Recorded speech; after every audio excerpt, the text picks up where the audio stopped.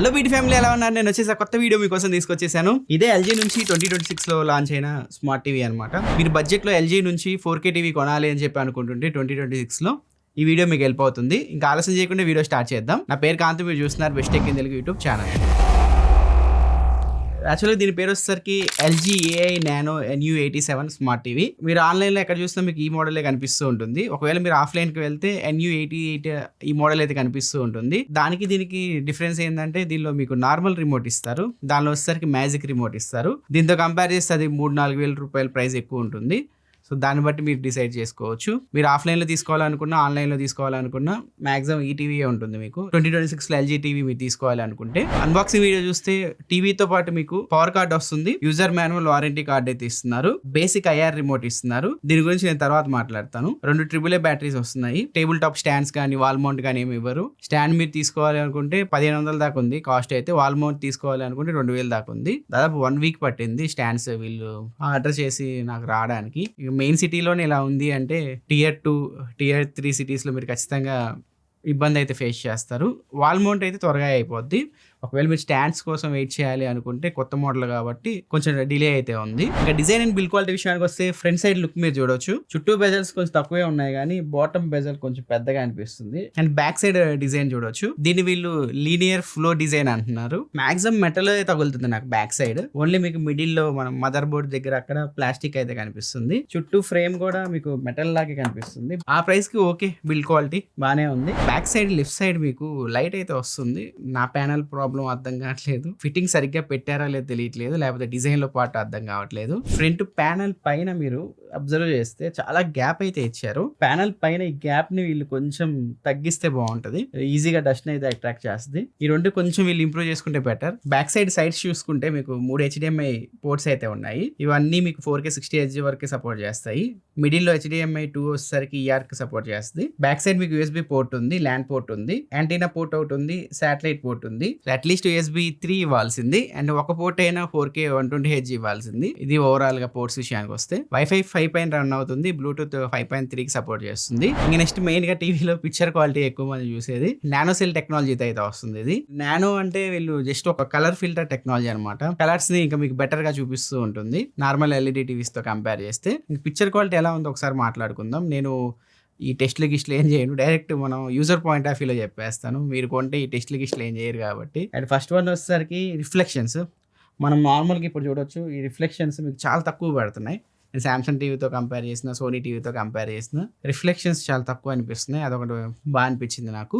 And skin tones maximum situation లో బాగున్నాయి. Natural skin tones అయితే ఇవ్వడానికి ట్రై చేస్తుంది. అండ్ ఇంకోటి స్పోర్ట్స్ చూస్తున్నప్పుడు మంచిగానే ఉంది. బాల్స్ 3 బాల్ లా కన్వర్ట్ అవ్వడం అలా ఏం లేదు, స్మూత్ గా ఉంది, బాగా అనిపించింది. అండ్ HDR కూడా బాగానే ఉంది. అండ్ బ్రైట్నెస్ ఇండోర్ బాగానే ఉంది, అవుట్డోర్ కూడా మనకి ఎనఫ్. ఇంట్లో మనం చూస్తున్నప్పుడు ఇంట్లో మనం పెట్టుకొని చూస్తాం కదా, సో అలాంటి టైంలో ఎండ పెడుతున్న బాగానే అనిపిస్తుంది బ్రైట్నెస్. ఇది VA ప్యానల్ అనుకుంటున్నాను. సో కంపెనీ వాళ్ళు VA panel IPS panel mention చేయలేదు. మాక్సిమం VA ప్యానల్స్ ఇస్తూ ఉంటారు వీళ్ళు. 55 ఇంచ్ మోడల్స్ అలాంటి మోడల్స్కి వీళ్ళు IPS ప్యానల్స్ ఇస్తూ ఉంటారు. మాక్సిమం 43 ఇంచ్ మోడల్స్కి వీటికి మాక్సిమం మీరు VA ప్యానల్స్ ఎక్స్పెక్ట్ చేయొచ్చు. ఇది direct LED TV. So Samsung వాళ్ళు మినీ LED టీవీ తీసుకొచ్చారు ఆ ప్రైస్ రేంజ్లో. వీళ్ళు కూడా తీసుకొస్తే బాగుంటుంది. టీవీ టెక్నాలజీ అప్గ్రేడ్ అవుతూ వస్తున్నాయి. పాత టెక్నాలజీ తీసుకొస్తే జనాలు కొనడానికి ఇంట్రెస్ట్ చూపారు. షామీ కూడా వెళ్ళిపోయింది మినీ LED టీవీస్కి ఆ బడ్జెట్లో. సామ్సంగ్ కూడా వెళ్ళిపోయింది. సో TCL QLED టీవీ తీసుకొస్తున్నారు. సో వీళ్ళు మాత్రం ఓన్లీ LED టీవీసే తీసుకొస్తున్నారు. వాటితో కంపేర్ చేసి ఒక 5000 ఎక్కువే ఉంటుంది దీని ప్రైస్. బ్రాండ్ వాల్యూ, సర్వీస్ ఈ రెండు చూసి మ్యాక్సిమం LG టీవీస్ తీసుకుంటూ ఉంటారు. సో ఫీచర్స్ పరంగా కొంచెం వెనకుంది. అట్లీస్ట్ మినీ LED టీవీ అలాంటివి తీసుకురావాలి వీళ్ళు కూడా ఆ ప్రైస్ రేంజ్లో. రిమైనింగ్ టీవీస్కి కాంపిటీషన్ ఇవ్వాలి అంటే సోనీ అలాగో తీసుకురావట్లేదు, వీళ్ళేం తీసుకొస్తే బెటర్ అనిపిస్తుంది నాకు. అండ్ దీనిలో పిక్చర్ పరంగా నాకు నచ్చని వచ్చేసరికి 4K అప్స్కేలింగ్ ఇంకొంచెం బెటర్ ఉంటే బాగుంది అనిపించింది. సో అంత అనిపించలేదు నాకు మంచిగా. ఇది HDR10 వరకు సపోర్ట్ చేస్తుంది. HDR10+ కానీ డాల్బీ విజన్ కానీ సపోర్ట్ అయితే ఏం లేదు. 60Hz రిఫ్రెష్ రేట్ తో వస్తుంది. మొత్తం 9 ఫిలిం మోడ్స్ అయితే ఉన్నాయి. మొత్తం చెక్ చేసిన తర్వాత నాకు స్టాండర్డ్ లో పెట్టుకోవడం బెటర్ అనిపించింది. మిగిలిన పిక్చర్ మోడ్స్ నాకు అంత ఎఫెక్టివ్ అయితే అనిపించలేదు. డిస్ప్లే పరంగా ఏమైనా ప్రాబ్లమ్ నేను నోటీస్ చేశానా అంటే మెయిన్ గా కొన్ని సీన్స్ అయితే వాష్ అవుట్ అయిపోతున్నాయి. ఉన్నాయి. ఫేసెస్ అవ్వచ్చు, బ్యాక్గ్రౌండ్ అవ్వచ్చు, అంత బెటర్ ఎక్స్పీరియన్స్ అయితే మీకు ఉండట్లేదు. కొన్ని సీన్స్ లో పర్లేదు, బాగానే అనిపిస్తున్నాయి.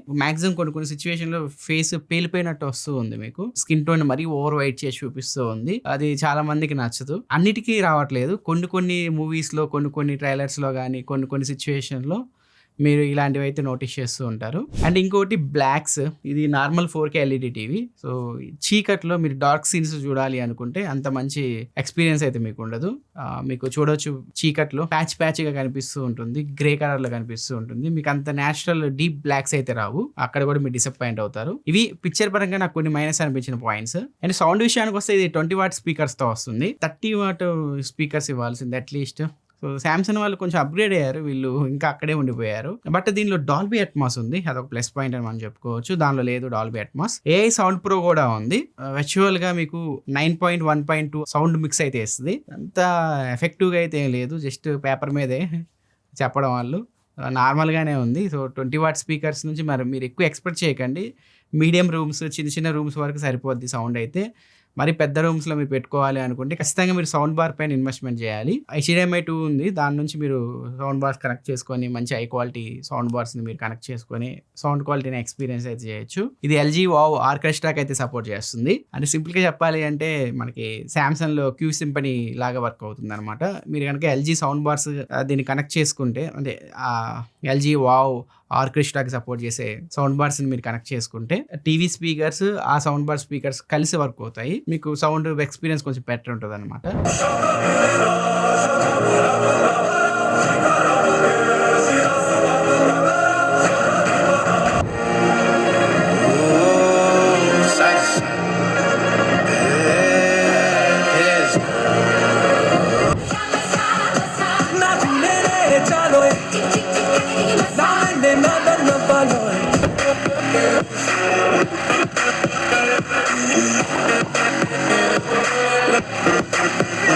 సౌండ్ అయితే ఓకే, మరి అంత తీసిపడేయడానికి లేదు, మరి అంత సూపర్ లేదు, బాగానే ఉంది, పర్లేదు. ఇంకా రిమోట్ విషయానికి వస్తే నన్ను బాగా డిసప్పాయింట్ చేసింది ఈ రిమోట్ అనమాట. అన్ని రిమోట్స్ చూసిన తర్వాత ఈ రిమోట్స్ చూస్తే one of the worst remote అని చెప్పి నాకు అనిపించింది. చాలా దారుణంగా ఉంది అబ్బా. అసలు మనం ఈ రిమోట్ ప్రాబ్లం అర్థం కాలేదు, టీవీ ప్రాబ్లం అర్థం కాలేదు. నొక్కితే ఎప్పుడుకో ఓపెన్ అవుతుంది. పాత టీవీస్లో మనం దానికి చూపించి నొక్కాల్సి వస్తుంది కదా, సో దగ్గరికి వెళ్ళి నొక్కాల్సి వస్తుంది. బటన్స్ చూడొచ్చు, మల్టిపుల్ బటన్స్ ఇచ్చారు. కన్ఫ్యూజ్ అయిపోతాం, ఒక బటన్ నొక్కబోయి ఇంకో బటన్ నొక్కుతూ ఉంటాము. చాలా ఇరిటేటింగ్ అయితే ఉంటుంది ఈ రిమోట్. ఒక 3000 ఎక్స్ట్రా యాడ్ చేసుకుని అయినా NU88కి వెళ్ళండి మోడల్. ఒకవేళ అది అవైలబుల్ లేకపోతే ఆన్లైన్ ఇది ఒకటే ఉంటుంది. ఇది అవైలబుల్ ఉంటే ఎక్స్ట్రాగా మీరు మ్యాజిక్ రిమోట్ పైన ఇన్వెస్ట్మెంట్ చేసుకోవడం బెటర్. అది ఎక్స్ట్రా మీరు కొనుక్కోవాలి అనుకుంటే 3500 రూపాయలు అయితే పడుతుంది కాస్ట్. ఒరిజినల్ది మీరు తీసుకోవాలి అనుకుంటే LG వెబ్సైట్లో అమ్ముతున్నారు. అమెజాన్, ఫ్లిప్కార్ట్లో ఉన్నాయి కానీ డమ్మీ అమ్ముతున్నారు, అంటే వేరే కంపెనీ, థర్డ్ పార్టీ కంపెనీస్ అయితే అమ్ముతున్నారు. స్టాండర్డ్ రిమోట్ ఇస్తే ఒక మోడల్ అనమాట, మ్యాజిక్ రిమోట్ ఇస్తే ఒక మోడల్. పేర్లు చేంజ్ చేసి పడేసే కొన్ని ఆన్లైన్లో అమ్మేస్తున్నారు, కొన్ని ఆఫ్లైన్లో అమ్మేస్తున్నారు. జనాలు కన్ఫ్యూజ్ చేసి పడేస్తున్నారు. ఇలా కాకుండా ఒక మోడల్ తీసుకొచ్చి, మ్యాజిక్ రిమోట్ తీసుకొచ్చి అన్నిట్లో ఒకే మోడల్ తీసుకొస్తే జనాలు కన్ఫ్యూజ్ చేయకుండా బెటర్ ఉంటుంది. మీ ఒపీనియన్ కింద కామెంట్ సెక్షన్లో తెలియజేయండి. నాకైతే నచ్చలేదు అసలు ఈ రిమోట్. మ్యాజిక్ రిమోట్ మీకు ఇలా ఉంటుంది, కొత్తది చూడడానికి. దీనిలో యూట్యూబ్ ఇవ్వాల్సింది మూవీస్ ప్లేస్ లో. నెక్స్ట్ OS విషయానికి వస్తే WebOS 26 పైన రన్ అవుతుంది. వీళ్ళు 5 years అప్డేట్స్ అయితే గ్యారంటీ ఇస్తున్నారు. UI కొంచెం కాంప్లికేటెడ్ గా అయితే ఉంది. మీకు యాడ్స్ వస్తూ ఉంటాయి, ఇరిటేట్ చేస్తూ ఉంటాయి. అండ్ అంత స్మూత్ అయితే అనిపించలేదు నాకు. రిమోట్ ప్రాబ్లం అర్థం కాలేదు, టీవీ ప్రాబ్లం అర్థం కాలేదు. కానీ యాప్ మనం ఓపెన్ చేయాలని చూస్తే అట్లీస్ట్ 20 నుంచి 25 seconds అయితే టైం తీసుకుంటుంది. సో నార్మల్గా మనం ఈ బటన్లో సెట్టింగ్స్ బటన్ ప్రెస్ చేస్తేనే నాకు 10 to 12 seconds టైం తీసుకుంటుంది అది ఓపెన్ అవ్వడానికి. చాలా ల్యాగ్ అయితే ఉంది. ఎంత స్టోరేజ్, ఎంత ర్యామో వీళ్ళు మెన్షన్ చేయలేదు. మ్యాక్సిమం ఇది 1.5 GB ర్యామ్తో వస్తుంది, 8 GB స్టోరేజ్తో వస్తుంది. ఇంకా ఇది మీకు ఆరా క్యాస్ట్కి మ్యాటర్ ఎనేబుల్డ్ డివైస్. ఇది ఎయిర్ ప్లేకి సపోర్ట్ చేస్తుంది, గూగుల్ క్యాస్ట్కి సపోర్ట్ చేస్తుంది. మీ దగ్గర ఆండ్రాయిడ్ టీవీస్ ఉన్నాయి, ఐఫోన్స్ ఉన్నాయి, ఈజీగా దీన్ని కనెక్ట్ చేసుకొని యూస్ చేసుకోవచ్చు. ఇంకా దీనిలో ఏ ఫీచర్స్ అంటున్నారు కదా, ఏ ఫీచర్స్ మీకు కావాలి అంటే ఖచ్చితంగా మీరు మ్యాజిక్ రిమోట్ అయితే వాడాలి. నేను అన్నీ ట్రై చేశాను, ఎంతగా ట్రై చేసినా ఆఖరికి మీరు దీన్ని LG థింక్యూ యాప్తో కనెక్ట్ చేసుకొని LG థింక్యూ యాప్లో కనుక మీరు ఆన్ చేయాలని చెప్పి చూసినా కూడా ఏ ఫీచర్స్ అయితే యాక్టివేట్ అవ్వట్లేదు. ఖచ్చితంగా మీకు మ్యాజిక్ రిమోట్ అయితే ఉండాలి.